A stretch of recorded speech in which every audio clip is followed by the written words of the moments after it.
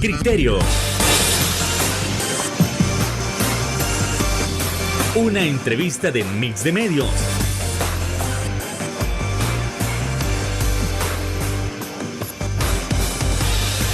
Que aborda frontalmente los problemas de El Salvador con los verdaderos protagonistas y plantea soluciones.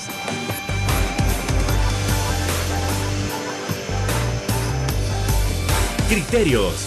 Hola, ¿qué tal? Muy buenas noches, sean todos y cada uno de ustedes bienvenidos a un nuevo viernes de análisis político en este 20 de septiembre. Como siempre, usted sabe que es un verdadero placer que nos puede estar acompañando para tocar esos temas tan importantes y que han acontecido toda la semana en nuestra nación. Eso y más lo vamos a estar abordando esta noche, como siempre, con nuestros invitados estelares. En primer lugar, el señor Ronald Umaña. ¿Qué tal, Ronald? Buenas noches. Gracias, Fernando, hombre, muy bien, gracias por invitarme.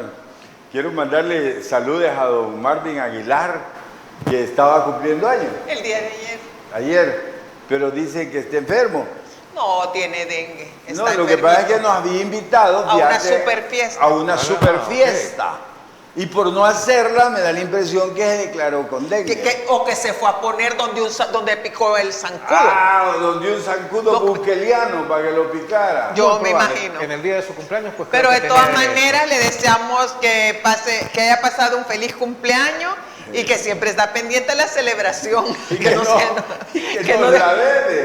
nos debe la celebración, sí.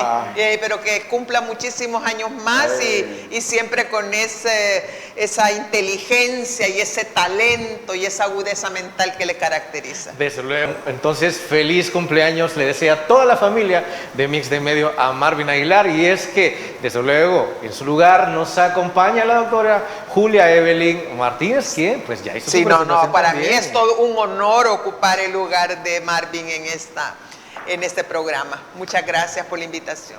Bueno, entonces entremos en materia con esos primeros puntos con respecto a la situación de la transparencia. A ver, desde el 2021 se ha venido mencionando, miren, no se puede investigar nada. ¿Por qué? Porque todo tiene una reserva de 7 años. Pero posteriormente desde la Asamblea Legislativa se dice, miren, muéstrenme ese documento donde se dice que es reserva. No hay reserva, la información no está reservada.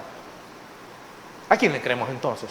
Ronald Umaña, usted que siempre, casi que cada programa ha dicho que es reserva y ahora le dicen, mire Ronald, usted se equivoca. No me fíjate qué interesante, porque a estas alturas del partido, aquí está Julia Evelyn conmigo, nosotros hemos dicho tantas cosas estos años atrás. ¿verdad? Antes nos insultaban, nos señalaban, nos decían que mentíamos, nos decían todo eso. Cuando yo decía que las reservas eran para robar, ¿hoy qué pasa? ¿Para qué eran? Pues para robar. Para robar fueron. ¿Ah? O sea que hoy que me vengan a decir que no hay reservas, como dijo el señor Castro de la Asamblea Legislativa, qué risa da, señor. Si a usted no le cree nada, nadie le cree. Creer de alguien de nuevas ideas es ser tonto, es ser un estúpido uno. No les creemos nada, ni a la Asamblea, ni al Ejecutivo, y al Judicial hay todavía. Pues yo a la Corte de lo Constitucional, a la Sala de lo Constitucional, si no le creo. No. Que hay 7 años de reserva, sí las hay en todo. Claro que hay, pero no en todo. Algunos sí están disponibles, como el salario de los diputados, eso sí está disponible. Lo que no está disponible es 14.500 que han ocupado en el periodo anterior y que van a ocupar este periodo para el pago de asesores y de funcionamiento de la fracción. Claro. Eso es lo que está en reserva. O sea que el pago de las muchachas bonitas. De todas las edecanes y todo lo demás, analistas, fotógrafos, los que les manejan las redes sociales, todo eso está bajo reserva. Sí, claro. Y mucho de eso, si lo estamos conociendo primero, es porque el presidente Bukele lo dijo en una cadena nacional y les dijo que esos 14.500, ¿cómo era posible que les estuvieran dando y que a Claudia Ortiz le hubieran dado 20.000? Que ahí está la otra cosa, ¿verdad? Y que tenían eso que bajárselo a 11.000 dólares, y otro por las filtraciones que ha dado Ciberinteligencia SB. ¿Para qué iba Ciberinteligencia SB a filtrarnos esa información si podíamos ir al portal de transparencia? Pues porque no estaba, porque lo sacaron, lo mismo que sacaron lo de las plazas del Seguro Social. Entonces, ¿cuál es la base que sustenta que jamás ha estado en reserva? No, es mentira. La base es la mentira. Se llama mentira. La base es la mentira. Tú sabes que todo lo tenían en reserva, yo lo sé, se los he dicho aquí, tengo que 5 años de estarle diciendo que ponerle reserva a algo es para robárselo. Porque si yo no me lo quiero robar, ¿para qué le voy a poner reserva? ¿A dónde comenzó la reserva? Comenzó con la pandemia, con la corrupción de la pandemia. Cuando la organización aquella que se hizo con la OEA... La CICIS, llevó 12 casos a la fiscalía. A la fiscalía, cuando estaba el fiscal Melara, Raúl Melara, claro, y que armaron el caso Catedral. Y entonces eso era de la corrupción de la pandemia, lo que se habían robado de la pandemia, amigos. 12 casos, que era la base, como dice Julia Evelyn, del caso Catedral. ¿Qué hicieron cuando le dieron golpe de Estado al fiscal? Destruir el caso Catedral, desarmar el grupo que lo investigaba, perseguirlos a ellos. Y la CICIES desapareció. Y destruir la CICIES. Destruir la CICIES. De hecho, hay 1 o 2 fiscales de esos que se exiliaron, están en Estados Unidos. Sí, allá está. Yo tengo la esperanza que se hayan llevado la fotocopia de las pruebas, ¿verdad? Y que eso esté en Estados Unidos. Sí, que lo empiezan a dar a conocer, porque mire, en el caso Catedral, estaba ahí, se menciona claramente cómo el señor Osiris Luna, director de centros penales, en conjunto, en colusión con su señora madre y una amiga de la señora madre, se apropiaron indebidamente de no sé cuántos quintales de alimentos que estaban destinados a la población afectada por la pandemia y que luego la vendieron en las plazas nacionales.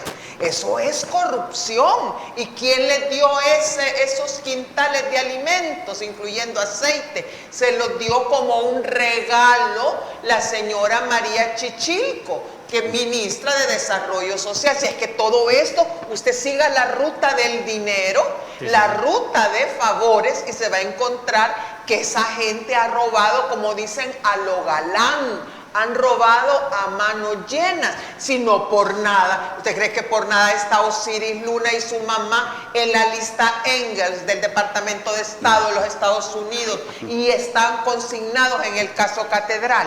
Mira, y yo por eso digo que espero que el fiscal se haya llevado las pruebas para Estados Unidos. Esperemos que se las haya llevado. Porque de algo estoy yo seguro, amigos que no me... Miren, van a tener que rendirnos cuentas un día, van a tener que estar ante los tribunales. Van a estar ahí. Esto no se va a poder quedar así. Es demasiado grande lo que han hecho. Además, superaron a todos. Sí, además lo que han hecho también de esa práctica de quitarle recursos a ciertas instituciones como el Ministerio de Salud o el Ministerio de Educación, ¿verdad? Que son para atender directamente la salud y la educación del pueblo. E incluso le quitaron $1 millón a la Universidad de El Salvador para trasladarlo al Fondo General de la Nación, y desde ese Fondo General de la Nación se lo transfieren a su vez a otras instituciones como, no sé, CEPA, Mi Universo salió de ahí. Miss Universo, lo que sea, y de ahí lo ocupan no para prestarle servicios a la población, sino que lo ocupan para comprar, para pagarle los servicios profesionales a todo ese ejército de troles, de analistas prepago, de periodistas gubernamentales que ahora se la llevan de analistas independientes.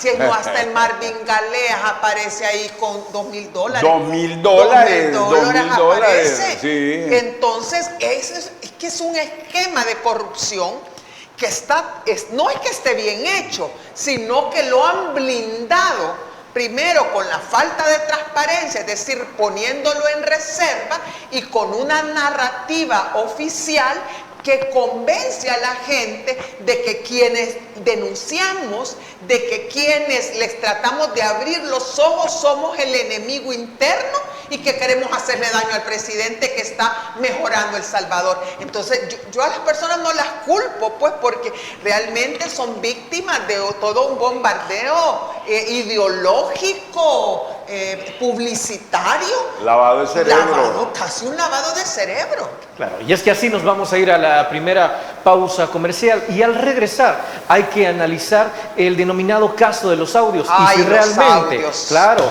es inteligencia artificial. Bueno, volvemos.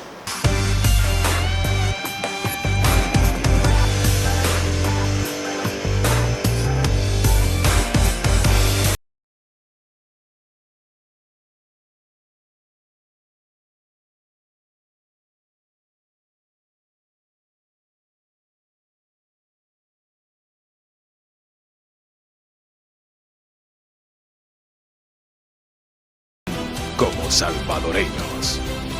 Farmacia La Buena, la farmacia de todos.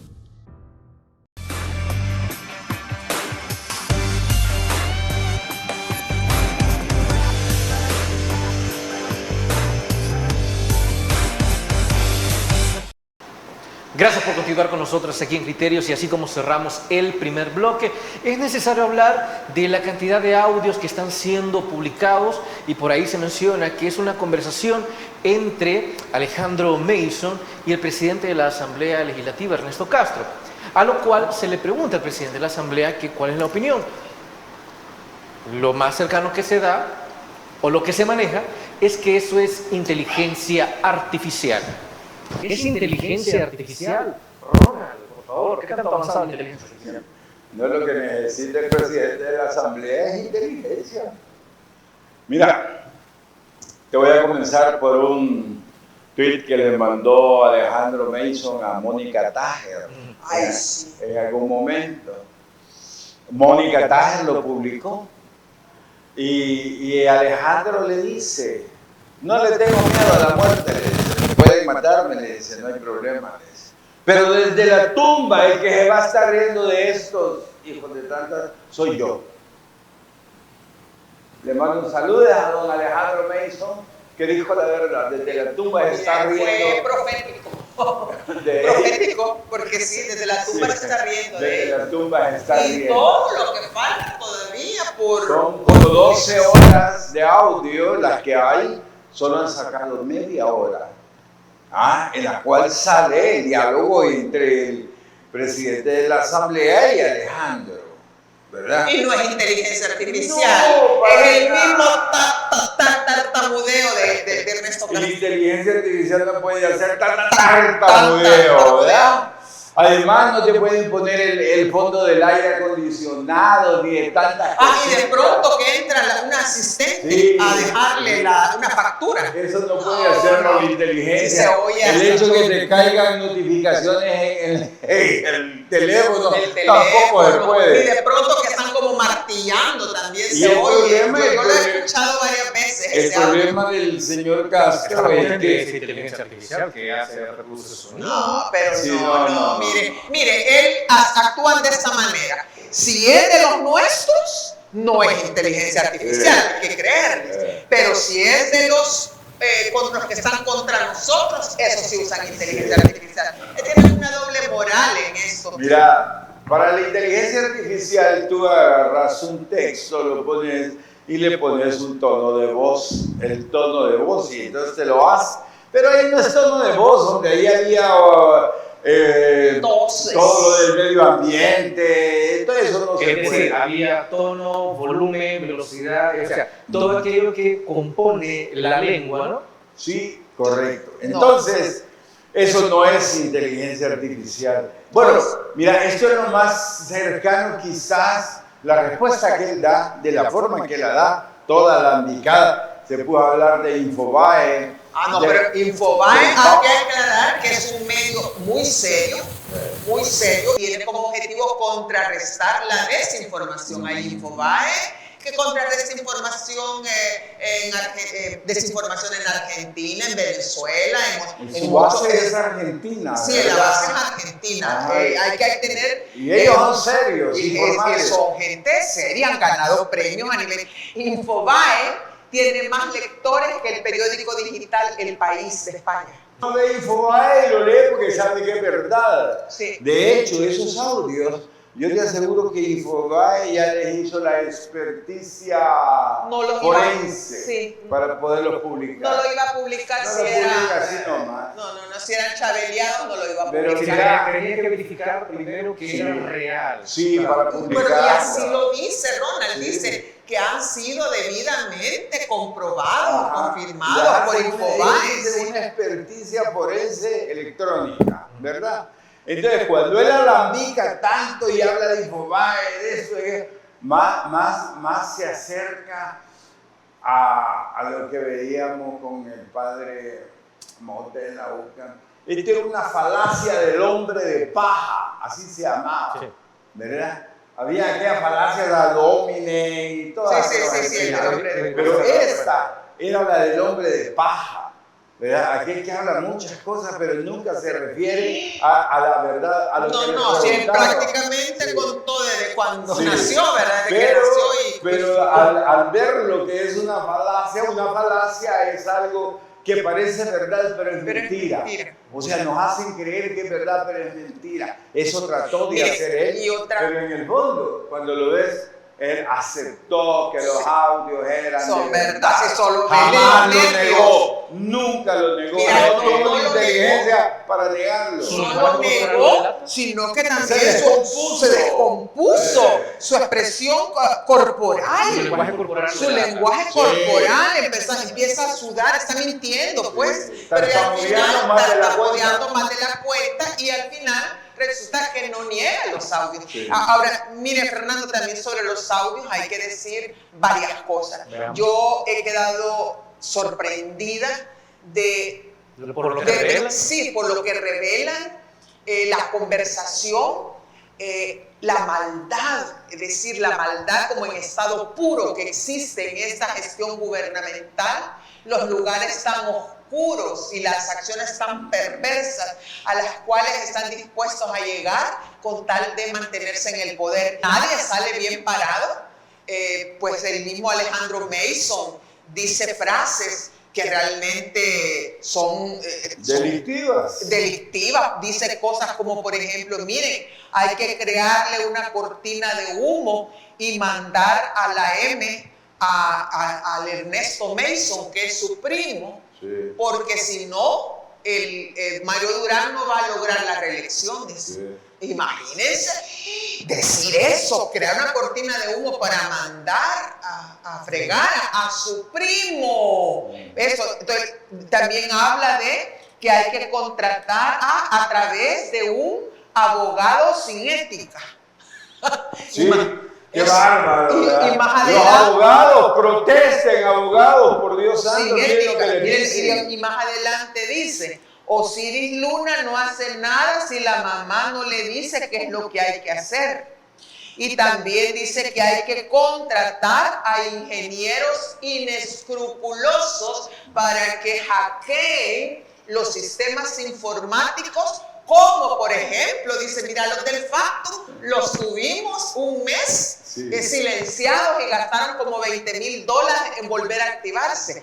Todo eso lo dice Alejandro Mason, que ha llegado, después de casi un año de que no le daba la audiencia el Ernesto Castro, ha llegado a pedirle apoyo para su oficina y él cuenta lo que han estado haciendo prácticamente con recursos de su bolsillo. E incluso hay una parte que es sumamente preocupante donde dice, Ernesto Mason, mira, es que hay fosas clandestinas en Apopa. Es que los mareros no han dejado de matar, sino que ahora están escondiendo mejor a sus muertos. Decir eso le pone bajo cuestionamiento a ese discurso, la narrativa del cero homicidios y del control territorial. Eso fortalece aquella situación que sucedió después de la cuarentena, cuando se comenzaron a encontrar los múltiples cementerios clandestinos. Mira, Fernando, yo te hice ese análisis aquí no sé cuántas veces. Yo siempre creí de que era parte de la negociación entre Bukele y las pandillas, ¿verdad? O sea, el negocio era, escondan los cadáveres, ya no me dejen los cadáveres tirados en la calle, ¿verdad? Para que parezca que los homicidios están bajando. Y empezaron a aparecer cementerios clandestinos aquí, más de 50. Y siguen apareciendo. El primero fue en Chalchuapa, donde el encargado del cementerio era un policía que mataba a la gente y lo metía en un pozo. Hasta que se le escapó una muchacha y salió gritando de la casa auxilio. Y como era en la ciudad, alguna gente salieron, llamaron a la policía y capturaron al tipo, ¿verdad? De esa forma nos dimos cuenta que era un policía, fíjense bien, un policía. Y que es testigo criteriado. A ver, ya nunca supimos de eso porque no nos dieron información, ¿verdad? Después de eso te aparecieron en Lourdes. Después de eso, ahí donde vive Bukele, ahí cerca por los de su sueños, casa. Ahí te apareció el más grande de todos, donde estaban aquellos jovencitos hermanos de Santa Tecla que aparecieron asesinados ahí, que los habían dado por desaparecidos. Después decían que eran narcotraficantes. Al final aparecieron ahí asesinados. Y entonces te aparecieron allá en Usulután cementerios. Entonces, en todo el país. Pero claro, hoy que él lo dice, lo que yo le dije, amigo, estos 5 años atrás, verdad absoluta. Sí, porque, verdad, los cementerios clandestinos. Ernesto Castro en ningún momento niega lo que Alejandro Mason le está contando.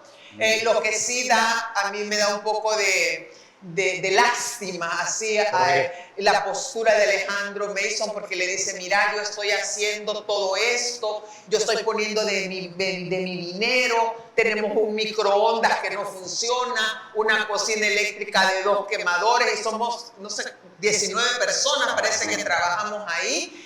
No tenemos recursos, nadie ni siquiera nos invita cuando se reúne el gabinete de seguridad. En otras palabras, lo que quiere decir, nos están ninguneando. Y le advierte que el señor Sanabria, Ernesto Sanabria, está robando de a galán. ¿Y por qué ustedes no hacen nada? Entre 400 y 500 mil dólares mensuales. ¿Y ustedes por qué no hacen eso? Y le dicen, ¿y por qué eso no lo dije? A eso creo que lo dice la Sofía Medina. A la Sofía Medina, y la Sofía Medina le dice, ¿y por qué no hablaste de eso antes de las internas? Ahí lo hubiéramos sacado. Pero además ya va a terminar el periodo. ¿Y cómo terminan las cosas?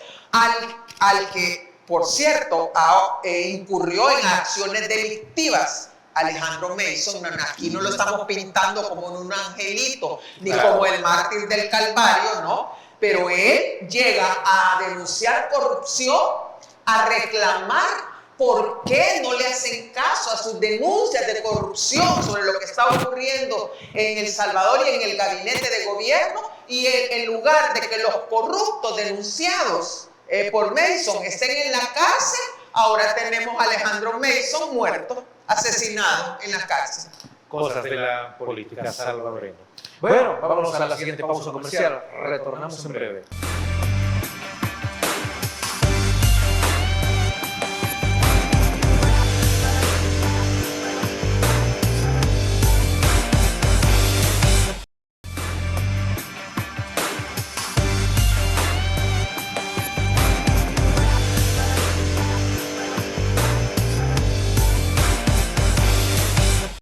Una de las noticias más importantes que se dio en los últimos días es el denominado presupuesto financiado. Para el presidente Bukele es el primer presupuesto en décadas que es 100% financiado, que no va a requerir deuda. Entonces, esto realmente es un impulso para la economía, eso nos beneficia a nosotros como salvadoreños. ¿Es posible creerlo? ¿O todavía quedan dudas? Ronald Umaña. Fíjate que el presidente, él es un mentiroso, de verdad. ¡Ay, qué novedad! Sí que ya te ganaste el premio por el descubrimiento del año. Me acaba de ganar el premio Nobel de literatura por descubrir que miente. Entonces llegó y mintió ahí, ¿verdad? ¿Por qué mintió? Bueno, primero te dijo de que se iban a pagar hasta la deuda del Estado, hasta la deuda heredada, dijo, ¿verdad? Pero se le olvidó que el gobierno anterior es de él y la deuda heredada viene de ahí, de ese gobierno para acá. Porque cuando vos llegás a un gobierno nuevo, heredás del anterior la deuda, ¿verdad? Pero eso es normal. El problema es que aquí es el mismo.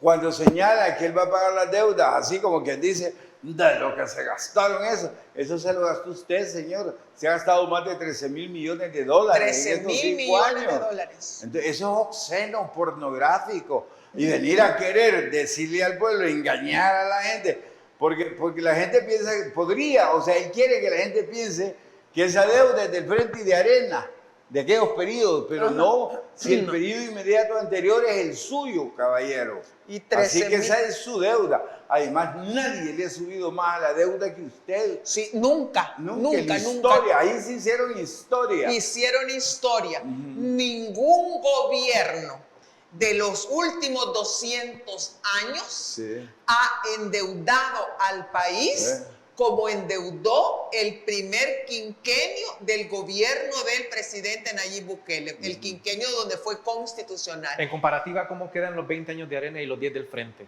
Mira, nadie, como dice Julián Belén, se ha gastado tanto. Creo que el que más gastó después de él fue Funes, Mauricio. Sí.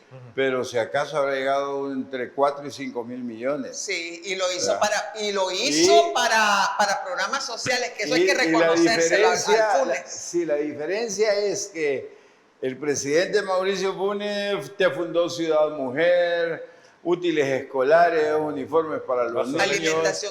Alimentación escolar. Los programas agrícolas, o sea, porque ¿qué es lo que pasa? Escuchen esto, amigos.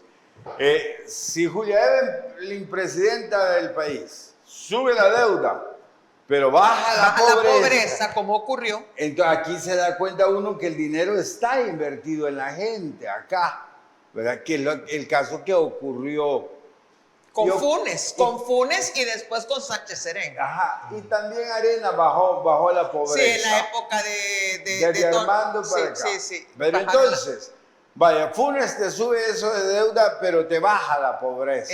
Entonces tú sabes que se invirtió aquí. Pero acá, este gobierno te sube así la deuda y te sube la pobreza. La pobreza en los últimos 5 años, donde se dio ese endeudamiento de más de 13,000 millones de dólares, la pobreza, eso se dio en 5 años.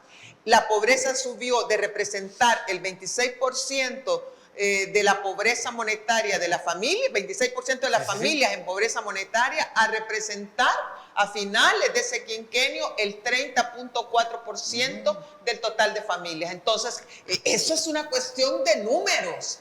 Aumenta el endeudamiento, pero no es para bajar la pobreza, ni es para disminuir la desigualdad, no es para programas sociales. No ¿Para es qué entonces? Para robárselo. Robarse el pisto. Mire, porque hoy la gran pregunta es, ¿y a dónde están los 13,000 millones? Pues, porque si subió la pobreza, miren, cuando uno ve en un país ese caso, uno ve que ese gobierno es un fracaso, que ese gobierno fracasó, subió la deuda y subió la pobreza, fracaso, igual fracaso. Porque si sube la deuda y baja la pobreza, pues hay que revisar qué tanto éxito tenés con la baja. Mire, y yo no quiero pensar mal, pero como aquí en El Salvador dice, piensa mal y así decía mi madre, piensa mal y acertarás. Qué coincidencia que con ese aumento en el endeudamiento, paralelamente se da durante el presidente Bukele, nos hemos enterado por un reportaje de redacción regional en combinación con Focus TV, que durante el primer quinquenio de su gestión, la familia Bukele se ha hecho de 363 hectáreas de tierra, Y estas, de acuerdo a la revisión de escrituras que ha hecho esta investigación periodística en el Centro Nacional de Registros. Y de estas 363 hectáreas de tierras de las que ha comprado, de las que se ha hecho Bukele y su familia, hay 34 inmuebles. Entre estos se menciona 2 fincas de café, una finca de azúcar, 2 propiedades de lujo en el lago de Coatepeque y 2 propiedades de lujo en la Costa del Sol, entre otras cosas. Entonces uno dice, ¿y de dónde salió todo ese dinero? Así que usted me dice, ¿dónde se fue la deuda? Y, yo no estoy respondiendo a dónde se fue la deuda. Yo lo que estoy haciendo es otra pregunta, que podría estar relacionada, no lo sabemos, pero podría estar relacionada. ¿De dónde salió esos millones de dólares que se mencionan en ese reportaje, que costaron esos 34 inmuebles que están a nombre de la esposa, de la mamá, de los hermanos, del mismo? No ha buscado testaferro, sino que a nombre de ellos. Y como todo eso, ningún periodista de los amigos de él le va a preguntar por eso, entonces él puede simplemente ocultar esa información. Pero todo, Fernando, toda la porquería siempre sale a flote. Ese es otro principio de vida. Esa es ley de vida. Toda la porquería siempre sale a flote. Y ahora tenemos esta investigación, ¿verdad?, de redacción regional, que nos dice de que los señores, se llama, por cierto, la investigación tiene un nombre, fíjese cómo le han puesto el título: Bukele y compañía, la nueva familia terrateniente en El Salvador. Yo siempre me he referido al clan Bukele llamándole el clan Bukele, hermanos y compañía, sociedad anónima de capital variable, porque esta gente no ha llegado al gobierno no a mejorar la situación de la economía familiar, no ha llegado a mejorar las condiciones del bienestar humano de las familias salvadoreñas, no a reducir la pobreza, sino que ha llegado a convertirse en parte de la oligarquía salvadoreña. Y ahora, con esas 34 propiedades que tiene, con esas 363 hectáreas de tierra, híjole, las ha comprado al contado. Y uno dice, ¿y de dónde salió ese dinero para comprar tantas propiedades? Y nadie le reclama, porque nadie dice. Y nosotros estamos aquí, digamos, repitiendo, porque no nos estamos inventando nada, repitiendo lo que dice la investigación de redacción regional. Luego van a salir diciendo que somos unos envidiosos, que el presidente se lo merece, porque él nos ha dado la seguridad, porque él ha luchado por las pandillas y que él se merece esas propiedades y otras propiedades. Seguramente se lo merece. Pero el problema no es que si se lo merece o no se lo merece. El problema es, ¿y ese dinero de dónde salió? Bueno, en la cuestión de que si hay transparencia, claro. Pero ahí no hay transparencia privado. Y ningún periodista le va a preguntar eso a Bukele. Claro, eso haciendo alusión a lo que dice el presidente Ernesto Castro, ¿no? De que no ha habido reserva. Claro, entiéndase que las compras son privadas, ¿no? Muy de la familia, pero la cuestión es, ¿se compraron con dinero propio o...? ¿O de dónde? Que necesitamos que... Y la Corte Suprema de Justicia, en la parte que se llama la sección de probidad, ha declarado en reserva la declaración del patrimonio de entrada y de salida del presidente Bukele en el primer quinquenio. ¿Por qué la ha declarado en reserva? Para que no veamos que empieza con $500,000 a lo mejor de patrimonio y sale con más de $9 millones. ¿Ah? Entonces, ¿por qué lo ha puesto en reserva si él no tiene nada que esconder? Mira, y el problema de que pongan tanta reserva nos lleva a pensar de esta forma.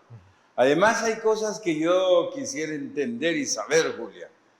Vamos a ver, cuando la democracia cristiana hizo la reforma agraria, en la ley de la reforma agraria está que nadie puede poseer más de 245 hectáreas de tierra. Es cierto.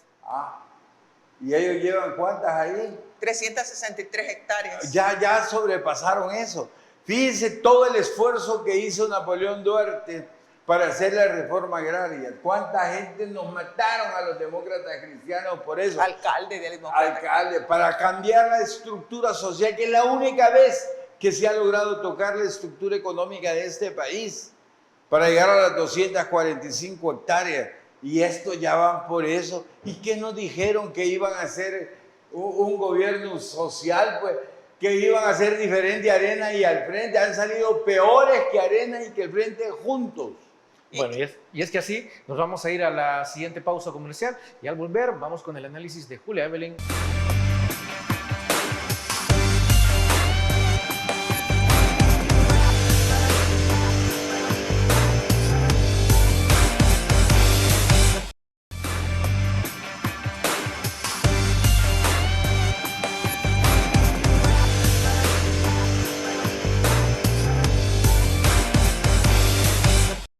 Entonces, la situación del presupuesto financiado realmente puede solucionarnos o comenzar a solucionar la situación macroeconómica y, ¿por qué no?, también el estado microeconómico de las familias salvadoreñas. ¿Qué nos dice Julia Evelyn Martínez? Mire, habla de un presupuesto financiado, cero endeudamiento nuevo, porque eso no significa que no va a tener que pagar el 20% del presupuesto en el servicio de la deuda pública contraída no solamente por él, sino que por los gobiernos anteriores. Claro. Eso es verdad, va a tener deuda, pero para pagar. Lo que no va a pagar es la deuda de pensiones, lo que le debe a la clase trabajadora salvadoreña, porque la deuda con el fondo de pensiones la va a comenzar a pagar a partir del año 2027. En este momento hay un periodo de gracia, es decir, está en impago con las pensiones. Yo sobre esto, yo en primer lugar tengo como varias hipótesis, lo he dicho en otros programas. La primera hipótesis que tengo es que es una mentira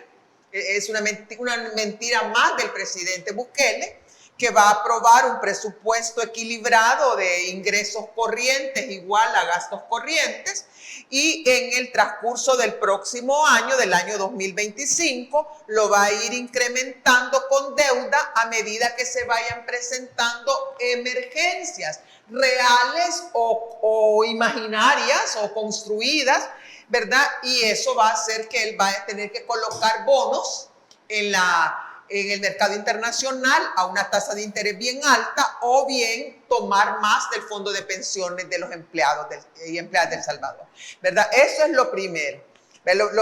Porque ya mire, ya lo hizo en 2024. Fíjese que en 2024 aprobó un presupuesto de 9.068 millones de dólares y dijo que ese era el presupuesto y que solo iba un poquito de deuda. Y mire lo que lleva actualmente.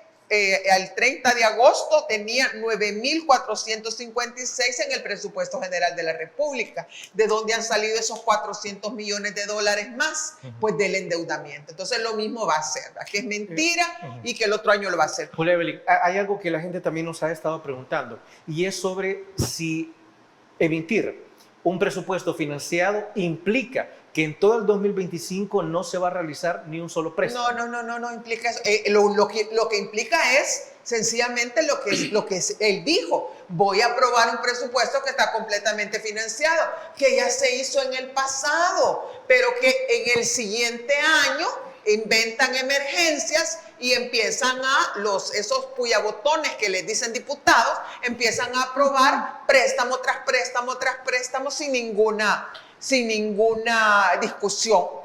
Entonces, mi primera hipótesis es que es una mentira. La segunda hipótesis que tengo es que es verdad. Y es que es verdad pero que no va a contratar nueva deuda porque nadie le quiere prestar. Esa es otra pregunta que están haciendo por ahí. ¿Quién le va a prestar en su sano juicio? Nadie. ¿Verdad?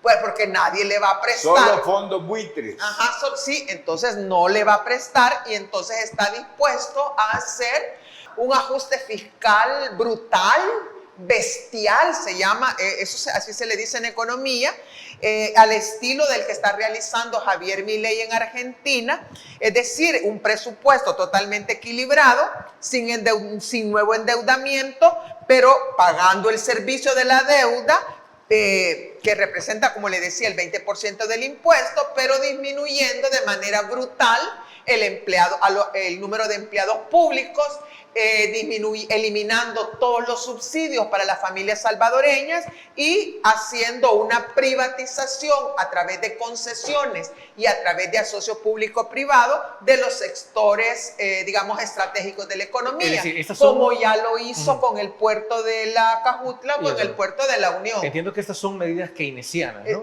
No, son medidas neoliberales. Medidas neoliberales para fortalecer lo privado a costa de debilitar lo público. Y esto se le llama, él va a cometer un austericidio. Austericidio. ¿Existe en economía ese término? Claro que sí. ¿Y qué significa austericidio? Es cuando un gobierno decide como matar o irse por una austeridad, sabe que va a llevar a cabo un plan de austeridad, de recorte de gasto corriente. Gasto corriente son las plazas de médicos, de maestros, de servidores públicos, desempleo masivo, eliminación de plazas como las 300 plazas que están eliminando en la Procuraduría General de la República, que son los defensores de los que están en este momento apresados por el régimen de excepción y que no son pandilleros. Toda esa gente ya no va a tener personas que les defiendan. Los defensores de los pobres. Los defensores de los pobres. Entonces, le dicen austericidio porque el gobierno sabe que va a poner una austeridad fiscal tal que mucha gente, especialmente de bajos ingresos, va a morir. Porque el austericidio mata, el austericidio aumenta la mortalidad infantil, eso se ha demostrado en otros países, disminuye la esperanza de vida, hace que las personas con enfermedades como cáncer o enfermedades catastróficas terminen sus días sin atención médica y los despidos llevan a una situación de pérdida de poder adquisitivo de las familias, de las clases medias, las obligan y las llevan a convertirse en familias pobres, disminuye su poder adquisitivo, su demanda y eso lleva a una recesión económica. Entonces eso puede ser medianamente, que es verdad. Y existe otra, una tercera hipótesis que puede ser o no ser, es que presente un presupuesto equilibrado, pero que en los últimos 3 meses de 2024, octubre, noviembre y diciembre, se dedique a endeudarse con Raimundo y medio mundo, ¿verdad? A ver. Para que eso que se endeude este año lo ingrese el próximo año como ingreso corriente. Precisamente a ese punto iba, es decir, todo lo que no se va a endeudar el próximo año se puede endeudar estos 3 meses, pero es difícil porque ya le dije que quién le va a prestar, ¿verdad? Y hay dos posibilidades más. Una es que le venda, que en este momento está en unas negociaciones con China por un tratado de libre comercio y que dentro de los acuerdos que esté logrando con China, sea que China le compre la deuda externa al gobierno de El Salvador a cambio de ciertas cosas, ¿verdad?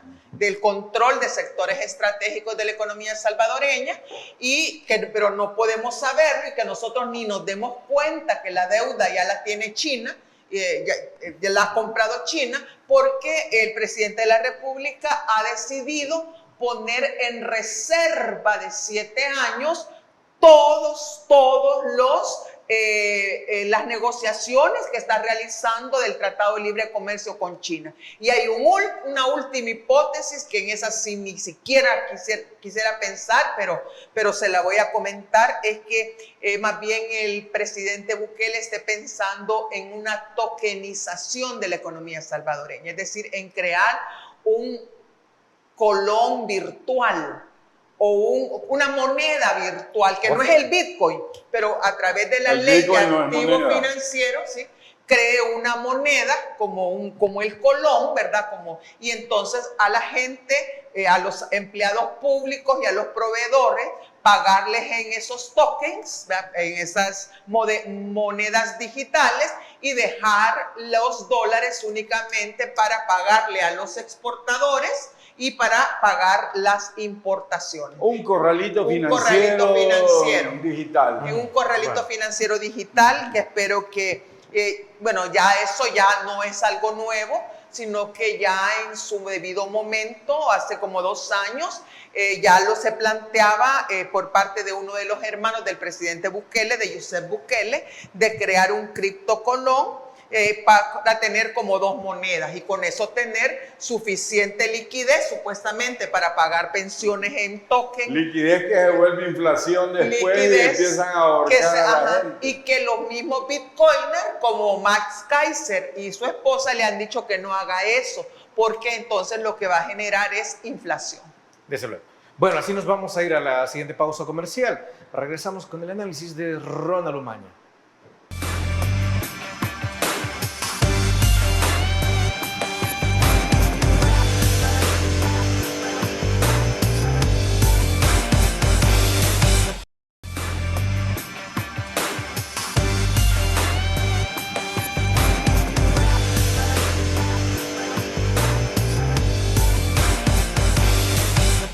De todos los escenarios planteados por la doctora Julia Evelyn Martínez, ¿cuáles podrían ser más probables o posibles acorde a la visión de Ronald Umaña? Fíjate que después de la brillante exposición de Julia, yo me quedo con la más sencilla. Es mentira. La número 1, Julia, ahí te quedas con la navaja de Ockham. La navaja de Ockham. Sí, la navaja de Ockham es un principio económico que dice que la explicación más sencilla es la más segura. Es la más segura. Entonces, es mentira. Es mentira. Es mentira. Primero, ¿por qué me vas a decir que es mentira? Primero, porque estamos ante un gobierno mentiroso. Nos miente siempre. En todo. En todo. Y nos miente en cosas grandes y en cosas pequeñas. ¿Qué es lo que dijo en el discurso? Que él no iba a pedir dinero para el gasto corriente. Ajá. Claro, eso es fácil. Con los ingresos corrientes del Estado se paga el gasto corriente. Arena lo hizo varias veces, eso no es el problema. El problema es que de ahí para allá está el gasto de inversión, está el gasto de la deuda. Entonces hay un montón de gastos. Bueno, para eso sí. Lo que pasa es que en la jerigonza que habla, hay un momento en que él dice que ya no habrá más deuda y que no Ni sé un qué. centavo de deuda. Sí, pero para eso, no para lo demás. Entonces de repente vas a ver que los puyabotones que les dicen diputados sí, seguirán aprobando deuda.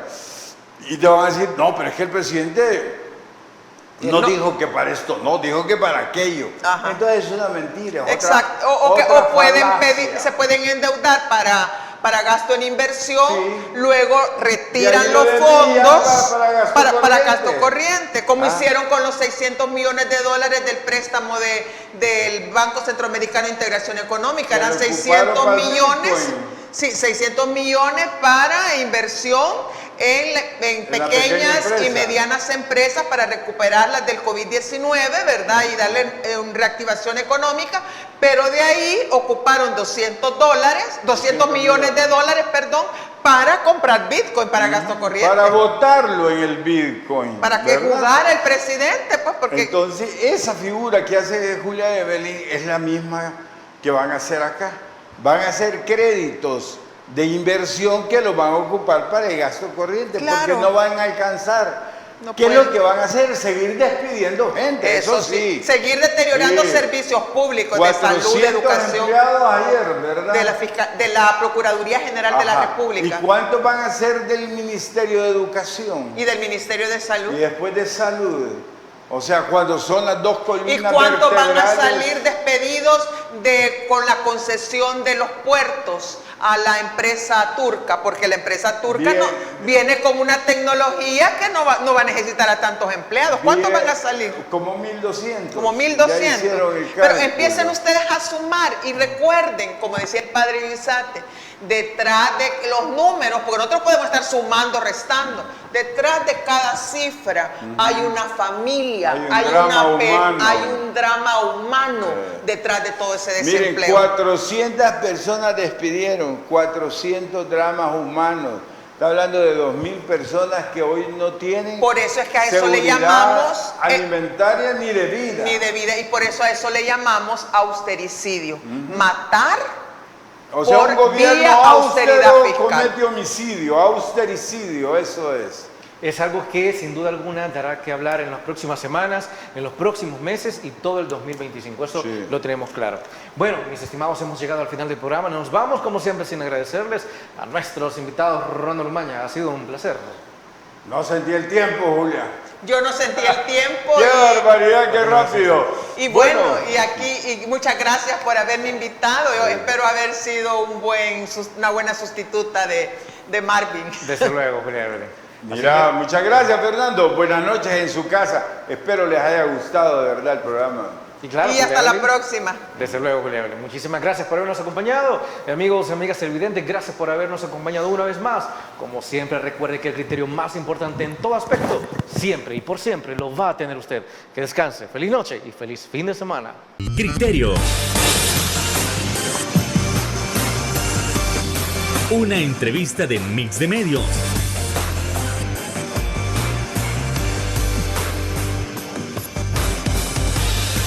Que aborda frontalmente los problemas de El Salvador con los verdaderos protagonistas y plantea soluciones.